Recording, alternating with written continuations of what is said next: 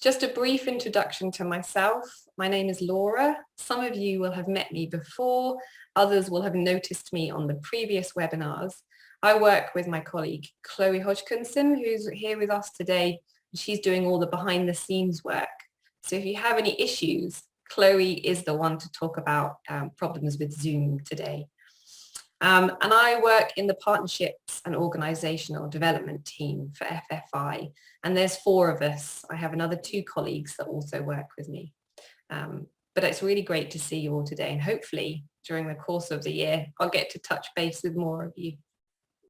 So today, hopefully by the end of this session, we will have gone through everything so that you will be able to know what an NGO governing body is and the reasons why you might have one. You'll be able to identify which responsibilities are for NGO management and which are more for the governing body. You'll be able to describe what a balanced governing body looks like, and then also identify how your organization's governing body could be strengthened. And that might be the most interesting part for some there.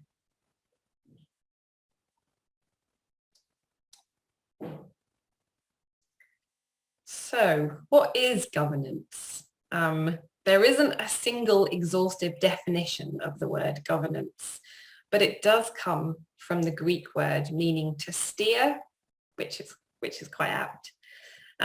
People on a board are brought together to apply their knowledge, their expertise, and normally to manage some of the major challenges that can face an organization.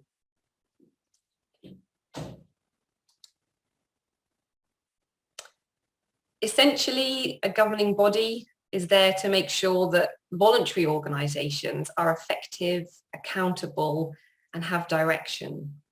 So this is the group that will keep the organization on track and focused on delivering its mission.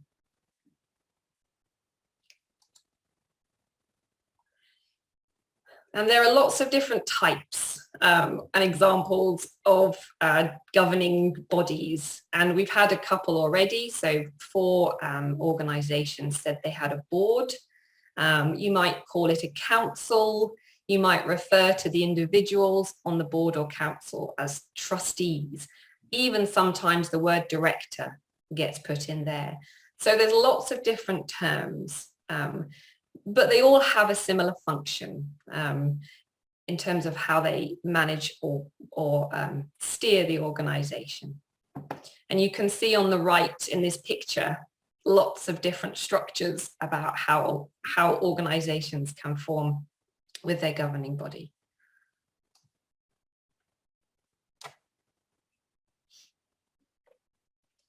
Okay, so the reason for the picture here is if the governing body doesn't steer correctly, there might be some problems.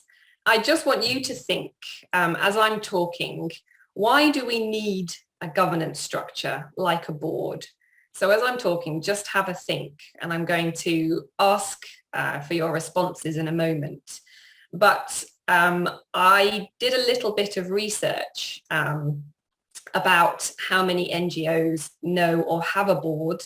And apparently from a study that Stanford University did, they found that only or just half of non-profit board members understand their obligations or their role for the organization. So there are lots of board members out there who don't really know what it is they're doing on the board or what they can do to be most effective. And there was another report by an accounting firm, of all things, who looked at boards, and they found that only 20% of non-profit boards consider board engagement a top priority. So, and that's actually quite understandable. If you're a small organization with a lot going on, there tends to be 1 or 2 people that are making things happen. And a board sometimes isn't the first priority and the first thing you'll think about. Okay, so Why do NGOs and CSOs need a governance structure like a board? And I have the answers, but they're behind these green boxes. So in the chat, or you're very welcome to call out, why do you think an organization might need a governing body or a board?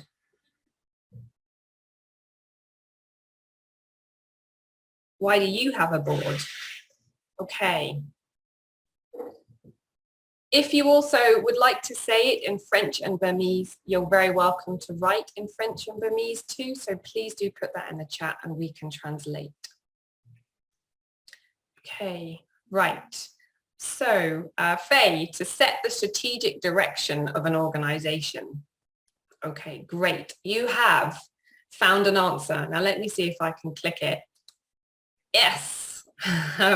So it's up to your board members to make sure they have enough time to have board meetings, to make sure that the strategic direction of the organization is going where it should be.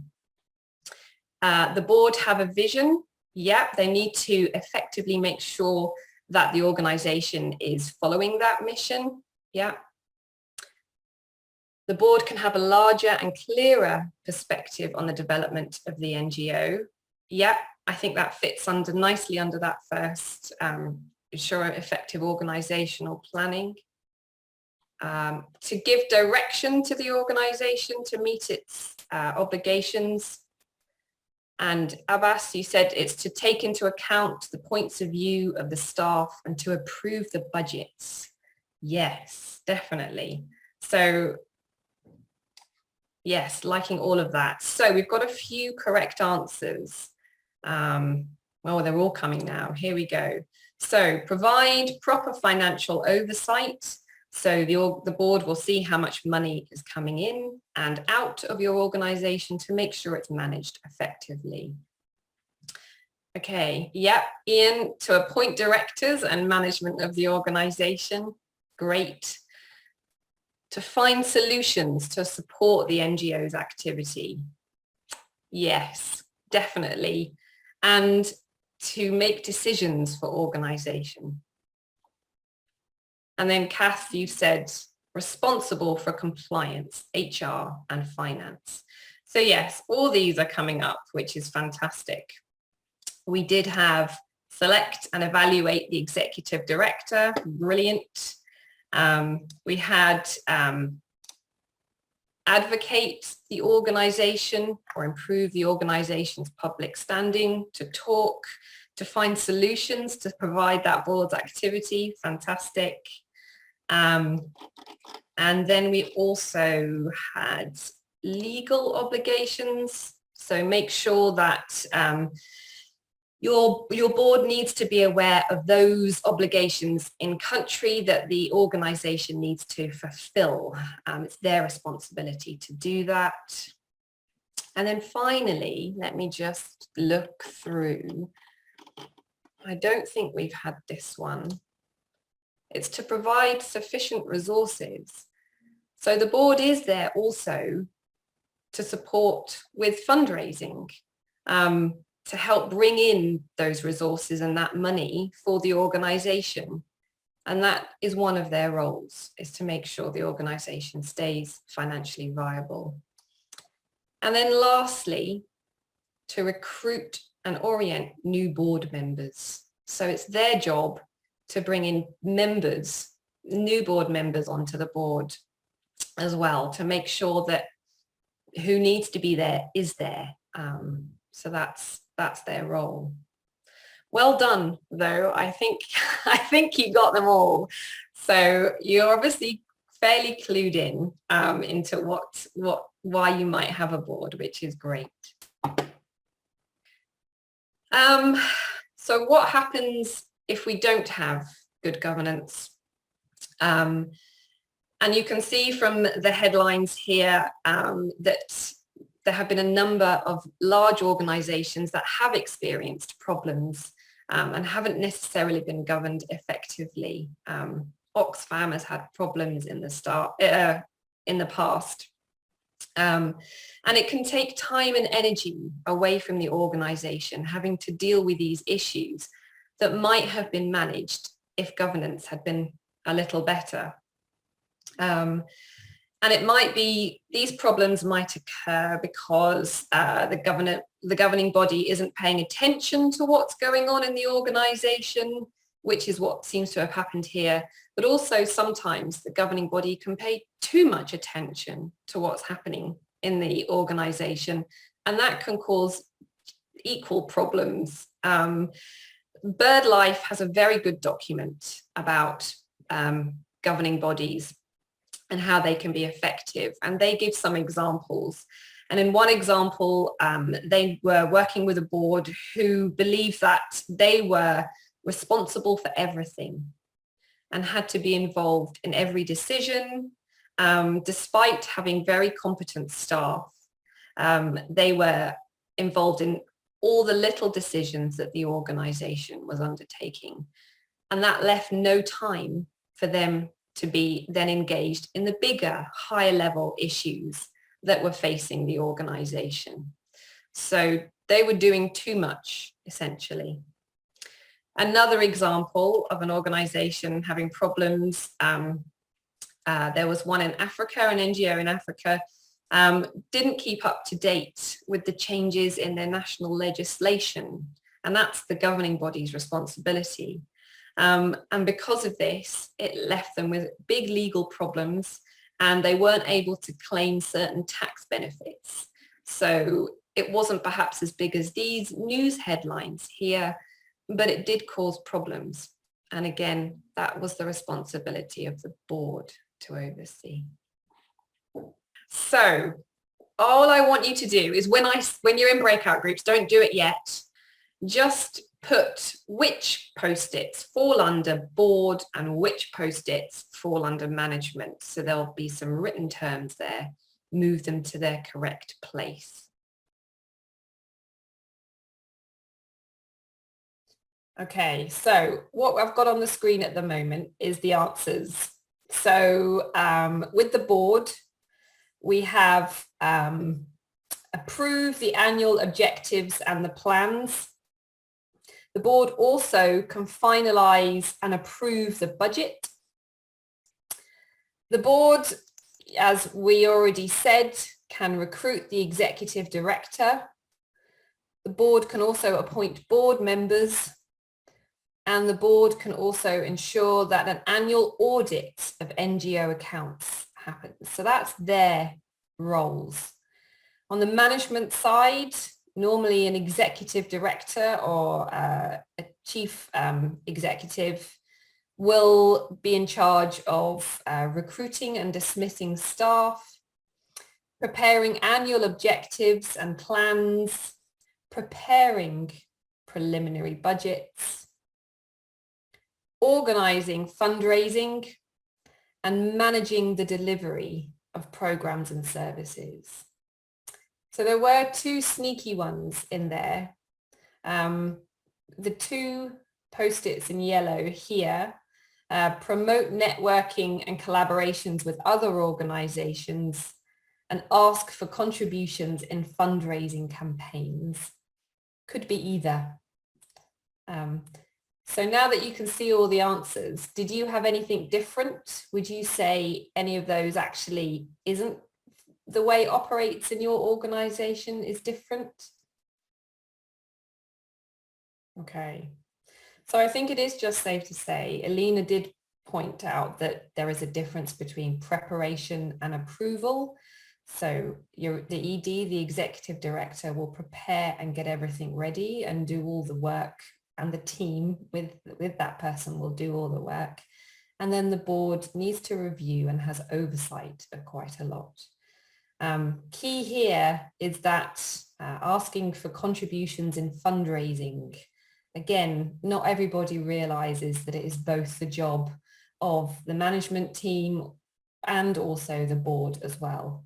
And again, networking, really important. So your board will have lots of different connections potentially to advocate the organization and make it public. So the next slide, there we are, is just clarification of that. So governing is about making certain the organisation is working to fulfil its mission, providing that financial oversight, and ensuring it operates within the law. And then management is implementing the strategies agreed by the board with all that detailed planning, putting procedures in place, and by raising money. Okay. Any questions? So don't read the text on this. It's not to be read right now. All I have done here is just give a snapshot from our organisational resilience check.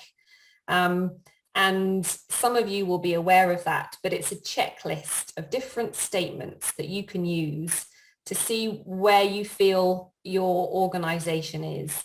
And this is the governance section, and it might be worth sitting with your board and going through this to review some of these statements to see if any of these you think should be happening better, should start. Maybe you already have these in place and you can say, yes, great, we've already got that.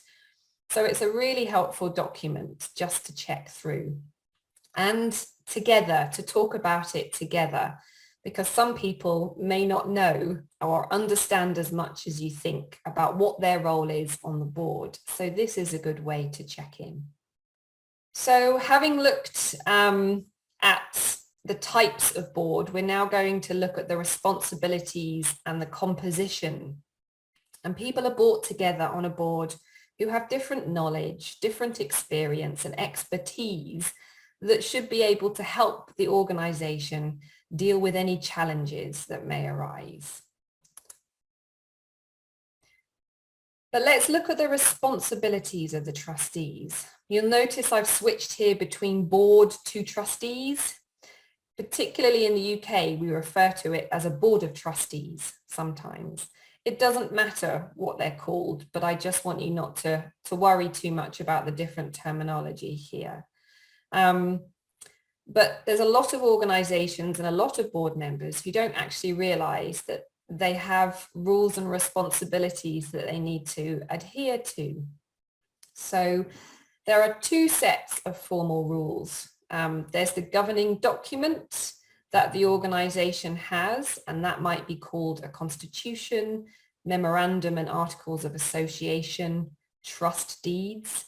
And they're what sets out how the trustees or the board will operate and what their role is. The second, and probably more important, is the law. So there are certain acts within a country normally that will govern how a charity is to operate and the responsibilities of those who are governing it. So for example, in the UK, we have the Trustee Act 2000, and that sets out how board members should operate. And it's important to note maybe that your national laws, and this is the case in the UK, may dictate the extent to which an individual board member is actually personally legally liable for the activities of an organisation. So as a board member, you become responsible legally if things go wrong. And it's good to be clear, or to make sure that your board is clear, or the board members are, about that and what those are.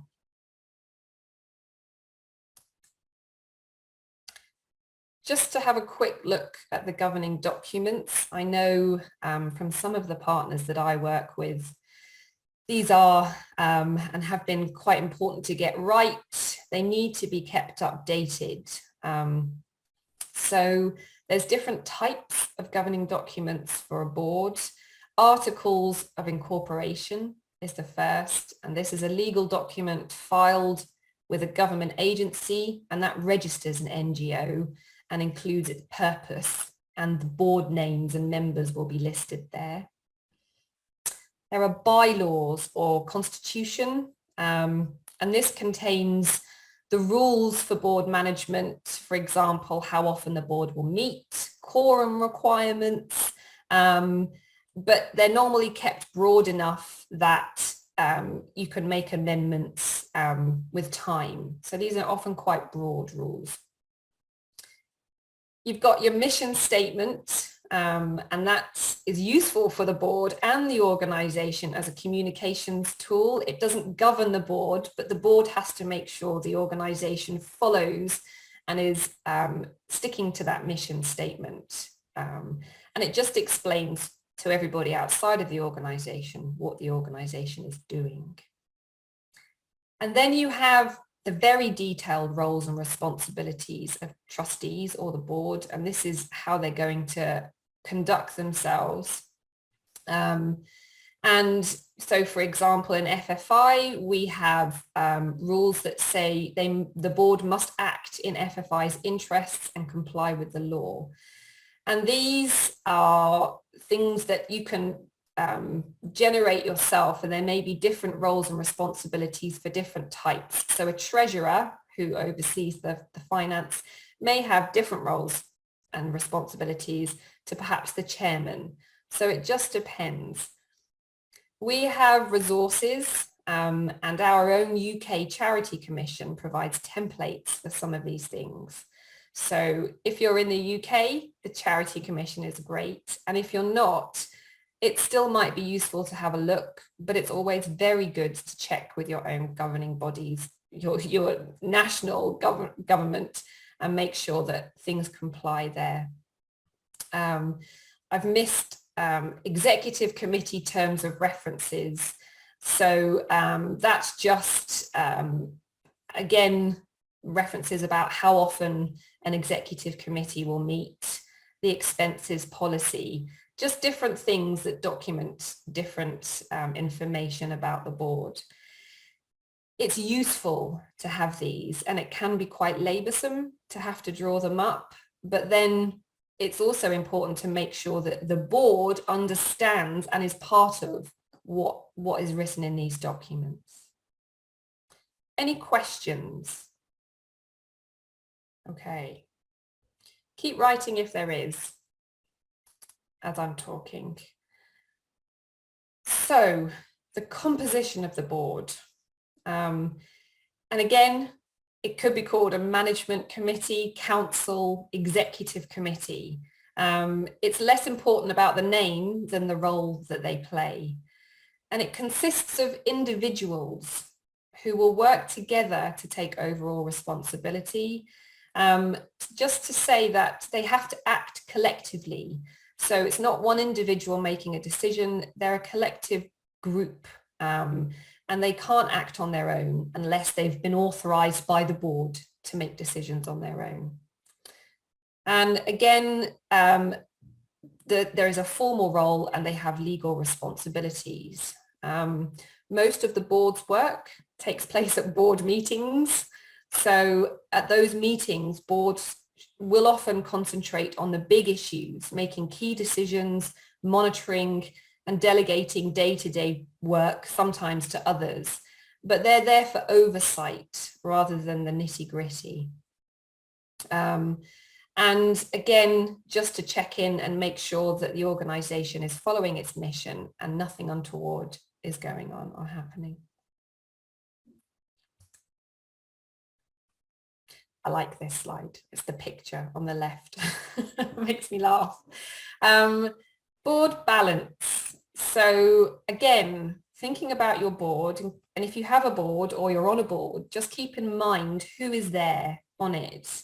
So the trustees will have different knowledge, different experience, and different expertise. And it's important to balance the number of people. It depends on the size of your organisation, how many people you have on the board. A medium organisation might have 5 to 7 people. It can be useful to have an odd number on your board. So if there's ever a vote, you don't meet stalemate. You've always got an odd number to help with that voting. Skills. Balancing the skills. Do you have everybody on your board that you need? Do they have the skills to be able to help you? effectively manage your organization. Perhaps there are gaps. Do you need to invite someone else onto the board that has different skills that could be beneficial for the organization? And diversity too. And I'll talk a little bit more about diversity later on, but it's good to keep this in mind. And if you have a balanced board, it will help with holding productive discussions. You'll be the decisions will be able to be made quickly, and it will help just organize more efficiently the work that the committee is doing, that the organization is doing. Okay. I actually am on a board of trustees, and on our board of trustees for a small charity, we have too many board members. We have 20 board members and a staff of 3. So the balance is not right. And we have a lot of members, so that helps a little. But predominantly about 5 to 10 years ago, that board was entirely composed of men between the ages of 75 and 85. Now it's changed. We have more women involved, but it's still too large. So we're working on that. Just to jump into the skills. So again, reflecting on the skills of your board.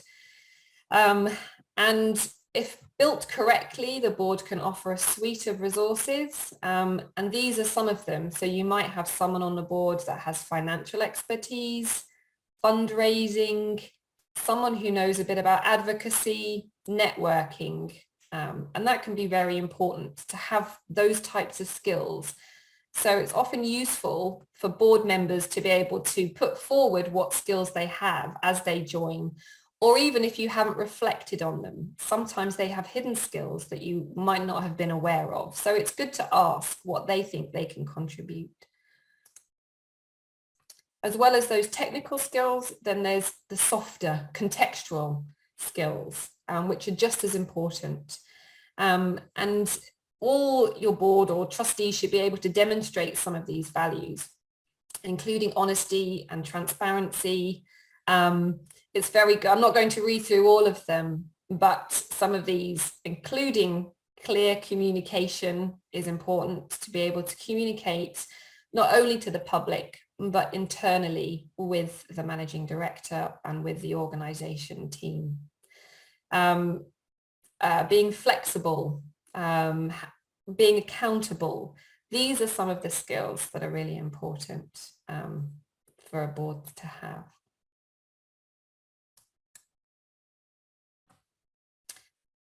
So I've talked about some of the skills, and then I've also spoken a little about the diversity. So age is important, potentially having a good, maybe a wider range of age, different experiences, different knowledge, different sectors coming in could be beneficial. Having a broader and more balanced gender within your board could also be beneficial. And then also making sure that your maybe 1 or 2 of your board members represent the stakeholders that your organization is looking to work for. So do you need a board member who represents certain stakeholders of people that you work with?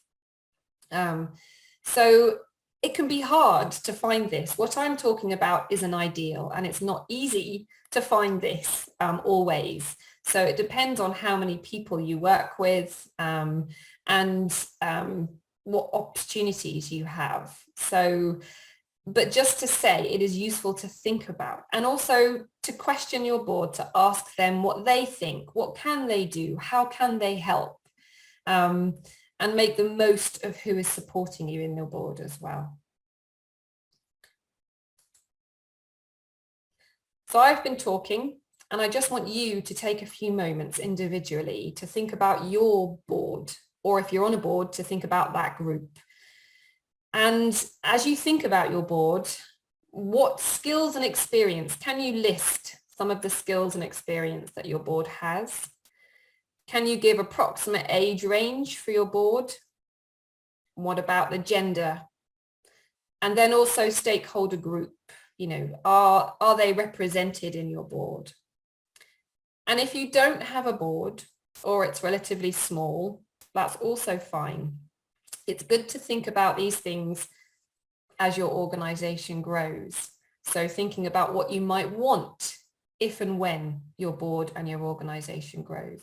So I'm going to give you about 3 to 4 minutes just thinking. So if you have a piece of paper, I would recommend just jotting it down, or even just on your computer if you have it there. Write down just quickly now the answers to these questions. Does that make sense?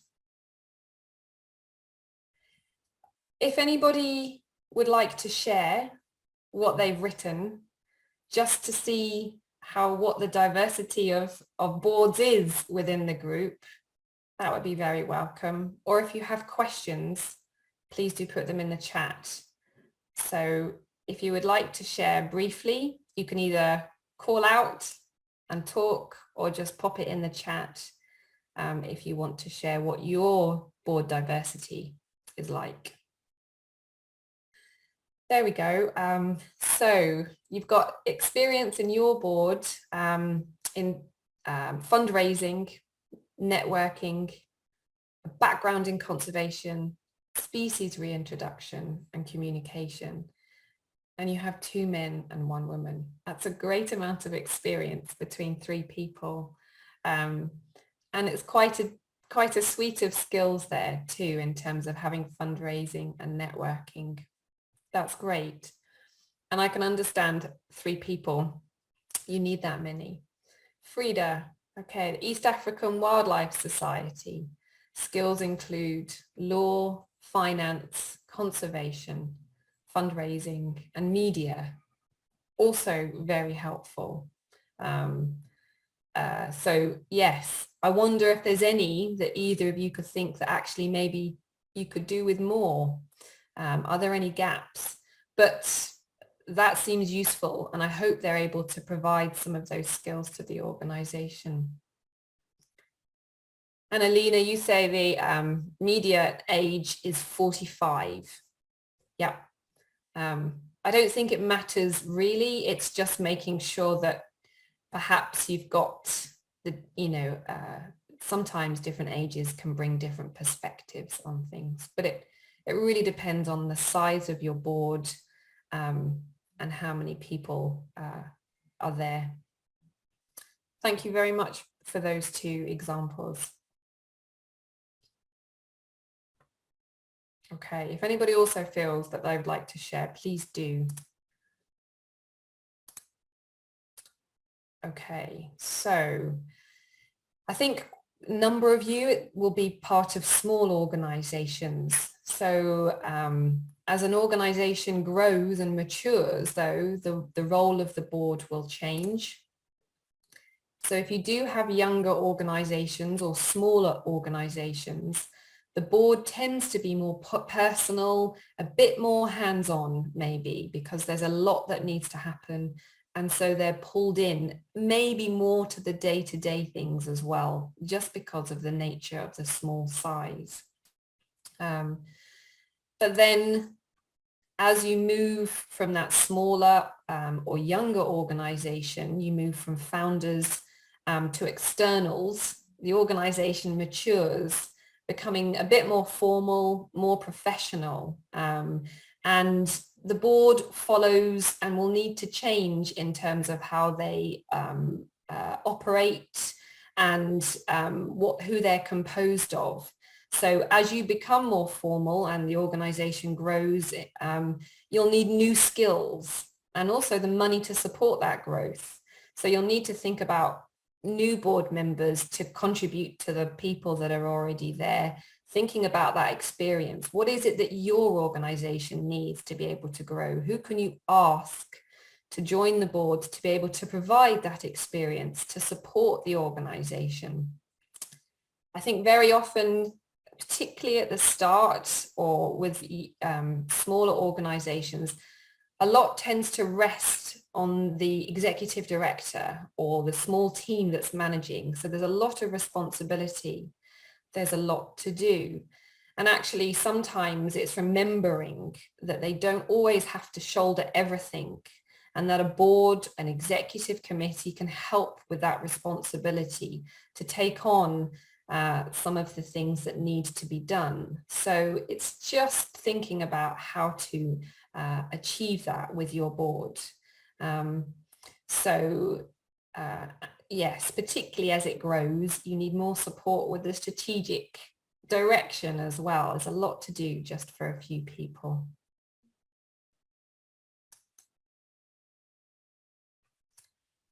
Turnover. So having a steady and predictable turnover can bring new ideas and new skills, and prevent any members behaving as if the organisation is theirs. And that can happen, particularly if members have been there from the start. They're very attached to the organisation, and quite rightly. But sometimes being able to change the type and the number of people that are there, it means that you have different experience and fresh perspective. Generally, particularly in the UK, the term is 3 to 5 years for a trustee member, but you can, in your governing documents, decide on what that might look like. And you might have 2 terms put together, and then that's it, that board member has to step back. So as I said, the length of appointment is usually in your bylaws or written in your bylaws. But then that is hard to balance that with the talent pool. If you don't have a big group of people to pull from, it can be harder to have quicker turnover. So it all needs to be thought about, and understandably, members may stay for longer.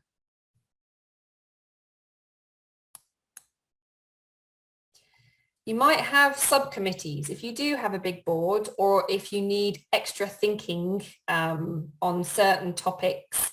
You may have subcommittees, and this might be to focus on finance, to focus on fundraising, education.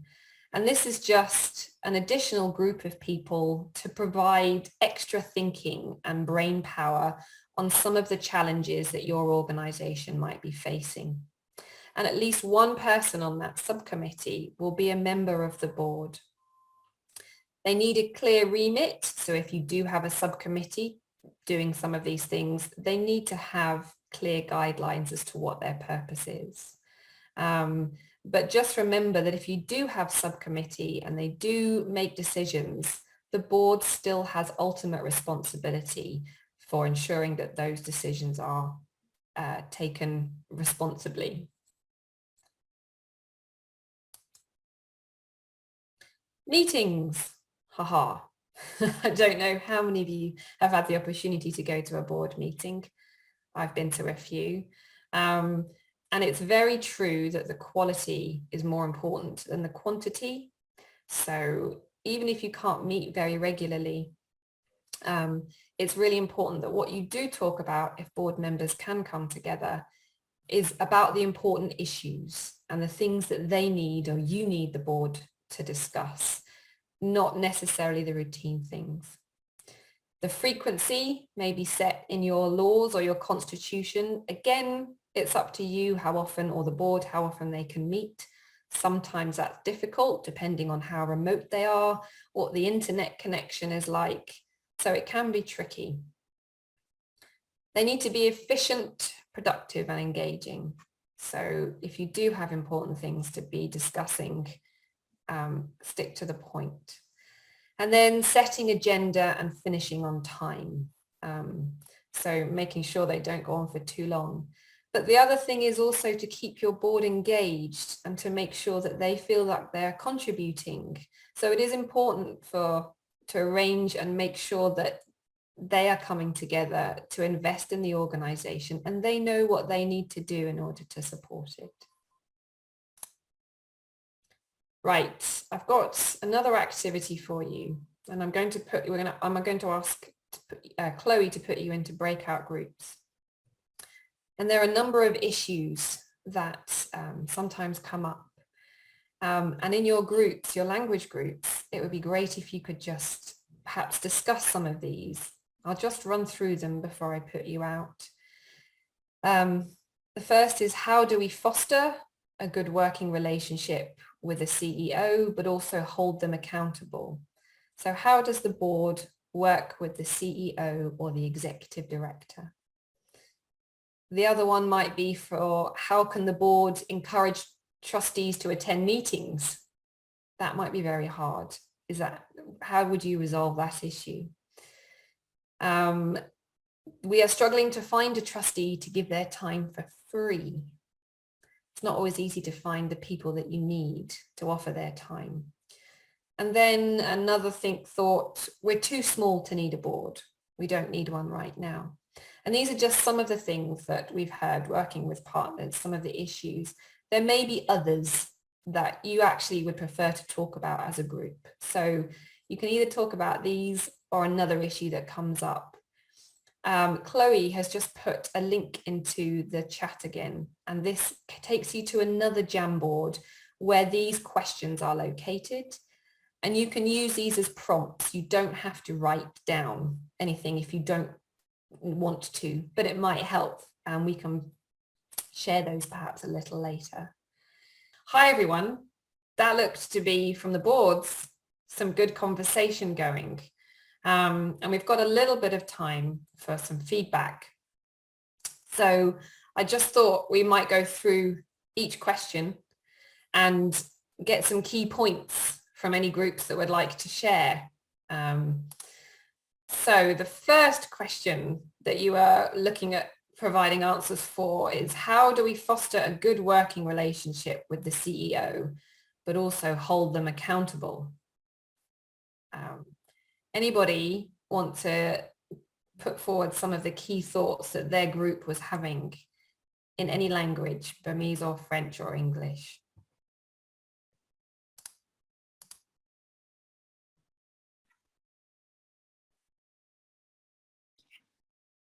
Okay, I can tell you what we found out in our group.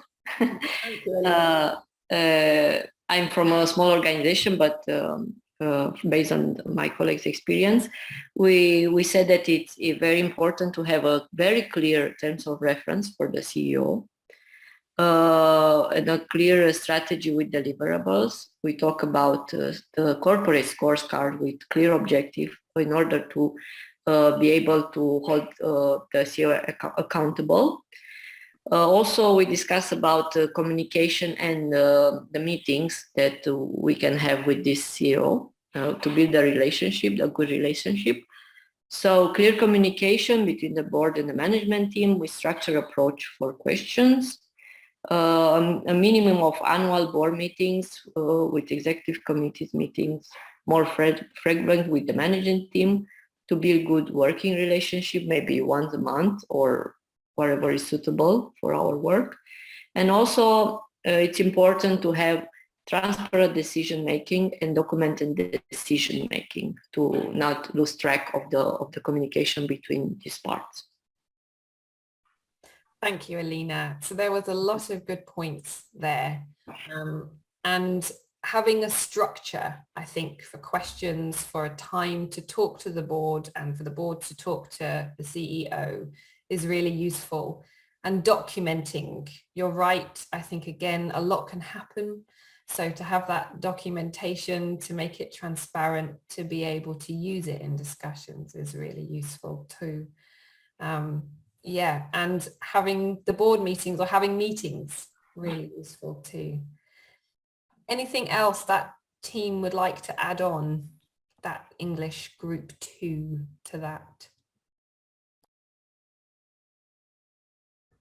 Yeah, it was a new suggestion for me was, I think it was Faye from South Africa that suggested this corporate scorecard with very clear objectives. And I quite like that because it just seems like a very, simple decision-making tool alongside the kind of terms of reference for the CEO, so it'd be interesting to see that as what kind of tools we have to support the CEO to make sure that we are delivering against our strategy and objectives and things. And just, it was a new suggestion in the kind of NGO sector for me. So.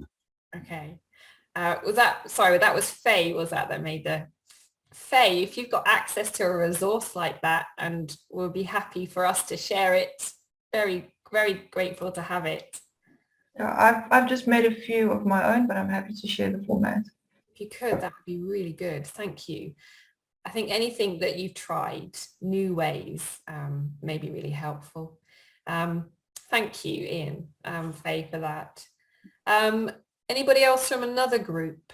The French, or I know there was only one person in the Burmese group, but would you like to offer anything else in addition, any other ways of meeting that issue?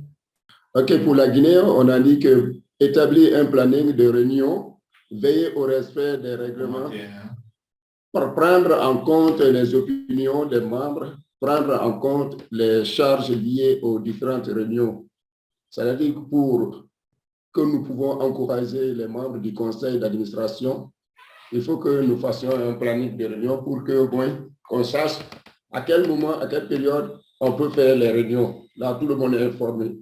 Ensuite, aussi, pendant les réunions, il faut aussi écouter les autres. Il faut prendre en compte ce qu'ils disent. Je crois que c'est ce que nous avons décidé. Et en plus, il faut prendre en compte les charges liées aux différentes réunions. Si, par exemple, la réunion se tient chez nous ici, par exemple, à Conakry, tout le monde est dans les quartiers éloignés, il faut permettre aux membres de conseil au moins d'avoir les transports pour qu'ils puissent participer aux différentes réunions. Thank you. Thank you very much for that contribution. So yes, you're right. Having a structure and writing down questions helps also to make sure everybody feels heard too, to write down some of those responses. And sorting out a meeting place can also be useful for everybody to come together, but I understand can be difficult to get people together to do that. But it is important. So thank you for that contribution, Abbas. That was really good. So Martha has also kindly just popped in the chat about what Zve was talking about in the Burmese breakout group and the importance of having shared values and objectives for fostering good relationships. So yes, that's exactly right. I think having those shared values and making sure that everybody is clear about the objective really helps in terms of making the board effective. Because if you don't, there's often then greater chances for differences of opinion and conflict. So that's a really good point. Thank you, Zve. Next question. How do you encourage trustees to attend meetings? Perhaps the other English group one tackled this one. Have thoughts that they would like to start with? I mean, there's some really practical stuff about planning them in advance in a time, putting it in diaries so it's not just, oh, tomorrow we're going to meet, so that people are able to carve out the time in their diaries. I think that's a really important approach. Thanks, Kath. Yeah, definitely. Making sure that everybody has the time to do it and it's planned for. Yeah, I think that's really practical. Any others? Frida? Yes, Laura, I would say that, having a calendar for the meetings probably for the entire year. Okay. Also ensuring that meetings are kept short and to the point, following the set agenda for the meeting, and also probably once in a while having the meetings out of office, maybe a retreat, so that it is fun. Yeah. Yes. I like that. Thank you, Frida. They're great. And you're right. People need to be kept engaged, and no one likes a long drawn out meeting. Need to be planned in advance. So, plan in your schedule, carve out the time, and then making sure that sometimes you have a little bit of relaxation, or at least an avenue or a venue that you can enjoy coming together. Great. Thank you. Did I hear someone else? Unmute then. Anybody else? So, well, in the UK, and I don't know if this happens in other countries, but in the UK, there are sometimes big corporates hold events where you can go and present. It's only a charity I used to be a trustee for. You could go and present with a load of other charities to a group of corporate employees who were keen to share their expertise in whatever field it might be. So a kind of meet and greet, I guess, between charities and people interested to be trustees. And we certainly managed to recruit some trustees through that process. But I don't know if similar things happen in other countries. Okay. Thank you, Kath. That's a really good idea, having a meet and greet for people to come and chat and talk about the organisation and come together. Has anyone done that before in any other, or would consider doing that for theirs? Does anybody have problems finding trustees to give their time, even just, you know, twice a year or 4 times a year, however often they meet? Oui. Oui. En fait, vous savez qu'au niveau des organisations, surtout au niveau des bureaux exécutifs, souvent les gens ils font ça de façon volontaire. Alors, pour pouvoir encourager, attirer certaines personnes pour appartenir à cette structure, d'abord, la première des choses, il faut que l'organisation fasse une communication, comme ils l'ont dit les précédents, voir un peu ce que l'organisation fait, sa vision, ses activités de façon générale. Il y a des bonnes personnes qui sont à la maison, qui ont beaucoup d'expérience, mais ils veulent travailler, surtout par exemple des personnes retraitées, veulent vraiment aller travailler, mais ils ne connaissent pas où il faut aller. Mais quand on fait une très bonne communication sur l'organisation, je pense que pendant la communication, la personne peut saisir l'occasion et venir vers l'organisation. Donc, il faut vraiment faire une très bonne communication sur l'organisation. Donc, nous, on n'a pas vécu encore l'expérience, mais la vision que nous voyons, même si on n'a pas vécu ça, c'est une façon pour nous vraiment de pouvoir tirer une nouvelle personne qui peut venir. Merci. Merci. Thank you. I think that's a really valid point. Being able to tell and help those who you would like to join the board or engage with the organisation, what it is you want them to do and what the organisation does, and how you communicate that effectively. So does Abbas have a method of doing that? Is it a one-on-one meeting to communicate what the organisation does or what they need? Could you ask him how they do that? Bon, 2 choses. On peut organiser une conférence. Tout le temps, d'abord, avant de le faire, il faut identifier les personnes ressources. Alors, on peut faire ça, par exemple, au niveau dans une université auquel on invite vraiment les personnes ressources, tout ça. Et ensuite aussi, la communication peut passer au niveau de la radio et pourquoi même pas les médias, à partir des médias, pour dire que voilà ce que l'organisation fait. L'organisation est à la recette d'une personne qui veut travailler au niveau du bureau. Donc, je pense que c'est les 2 façons qu'on peut le faire. That makes perfect sense. Thank you, Abbas. So it is, you're right, it's about building a relationship, maybe in the first instance. So I know it sounds straightforward, but I can imagine that takes quite a bit of time and energy to have to then engage and build that relationship to then encourage someone in. But it's a really good method. Thank you.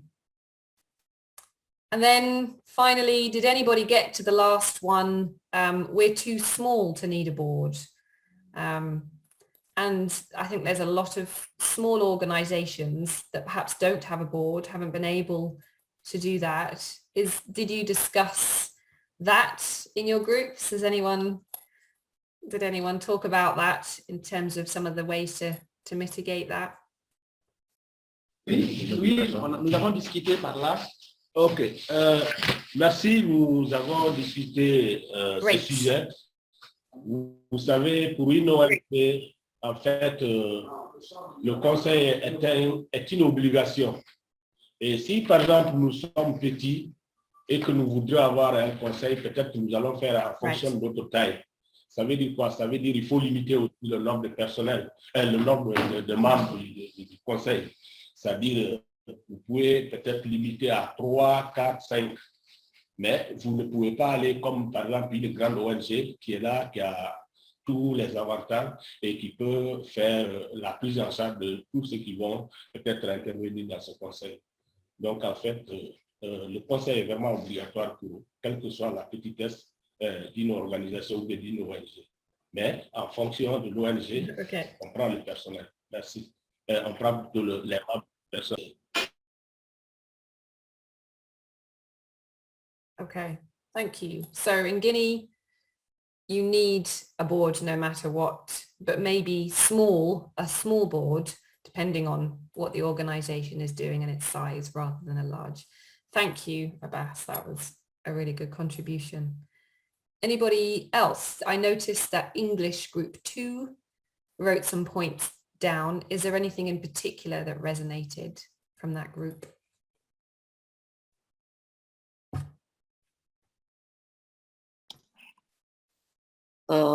We discuss about it more because we are a very small organization, and we started a couple of years ago, and since the beginning we didn't discuss of having non-executive members on board. Mm-hmm. But as time passes, we realized that it's harder for us to play the two roles in the same time. It's not healthy. And so we talk about this, that you are never too small to have a proper board, and more non-executive members are a sign of how you say, a good way of developing an organization. So in Romania, it's very easy to have a new NGO, but if you really want to develop, it's important, no matter how small you are, to have a proper board and governance. That's our conclusion. Thank you, Alina. Thank you. There are some good things. And yes, maybe you are never too small. And maybe at the start it's tricky to formalize. But I think it's useful to have to even just in an informal way. So then when ready, you can make it more of a structure and have it there already. Just to be able to support the one person that's often doing a lot of the work, which is the managing director or the executive director. And or that small team of core people that are doing all that work, to have that support sometimes is a bit of a relief almost. So to engage with others about it. Thank you. I'm just looking at time, so I'm actually going to stop the conversation there. Really appreciate all your contributions today. I know that we've only just touched on the surface of what you could really get into in terms of some of the nuances of managing and working on a board and with a board. And I will, on Wild Hub, I will put some of these questions and some of these responses there that perhaps you can add to. If there are other things that you would like to talk about that we haven't touched on today, that Wild Hub community room might be a place to do it. I don't have all the answers, although I will put some really good resources there too, and email them to you about thinking about how you might assess the diversity of your board, some of the processes that you might need to go through for hiring and thinking about how to hire board members. But if you do have specific questions that we haven't answered, reach out in the community. And there may well be others, like Abbas has just mentioned, who have similar things that they have been through that they can give thoughts and their perspective on. So please do use that chat. And then ask me if you do have questions. I'll be happy to ask. We have FFI experts as well. Alison Mortlock, who wasn't able to be with us today, she works on our governance and has a wealth of experience. So if I don't know, she might well do. So please feel free to reach out. So resources, emails will be coming to you probably tomorrow, actually, just so we can compile. A recording of this webinar will also be sent and put onto the community group too. So I will send an email out to all of you, and please feel free to share it with the colleagues as well. So I just want to say thank you. But before I do that, Chloe, have I forgotten anything? Or Martha? Great. So thank you for giving up your time this morning. Thank you so much to Grace and to Nathan for doing the translation. I know it's a lot of work, but it's brilliant to be able to include more people in this conversation. So thank you for that. And thank you to all of you for turning up. And I hope you have good afternoons, evenings, rest of your day. So lovely to see you all. Thanks very much. Cheers. Bye. Bye. Thank you. Bye. Bye, everyone. See you.